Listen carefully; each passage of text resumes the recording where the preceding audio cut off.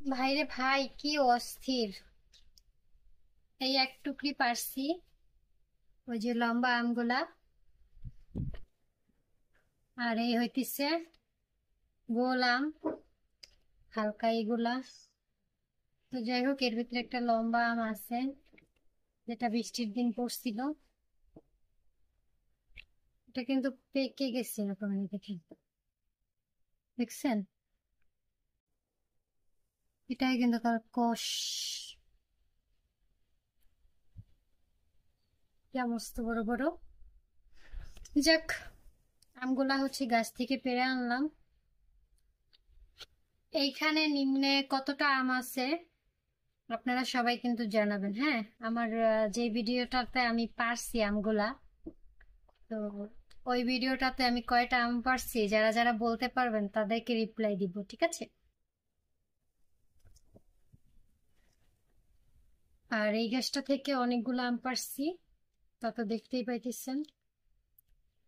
তো এই গাছটার আমও বড় বড়, ওইটার মতনই।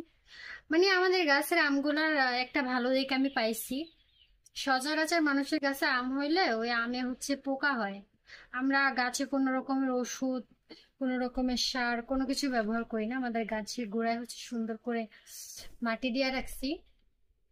আর এই আম হয়েছে দেখছেন, পুরা কোনো নাই, দাগ নাই, কোনো কিছু নাই। তারপরে হচ্ছে কোনো পোক নাই, একেবারে সতেজ। চলেন আজকে একটা আম কেটে দেখাই আপনাদেরকে, ওয়েট করুন।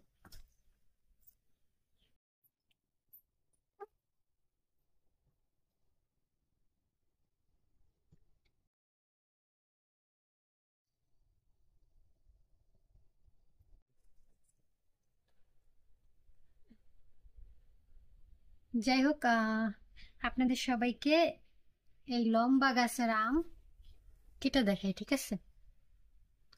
কোরিয়ান স্টাইলে।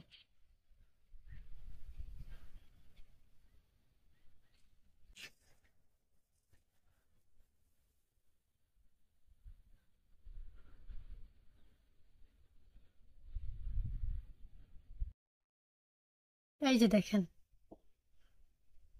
দেখছেন?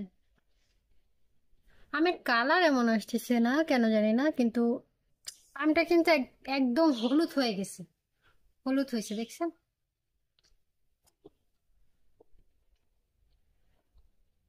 এই আমটা কিন্তু অনেক স্বাদালো।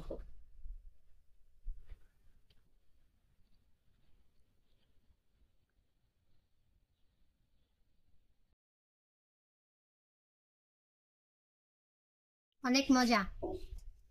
সবাই কিন্তু উড়াদুরা কমেন্ট করেন, আর এই ভিডিওটা শেয়ার করে দিন সবাই।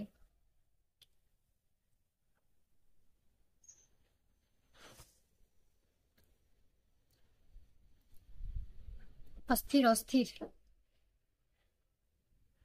পুরাই অস্থির। চলেন সবাই খান।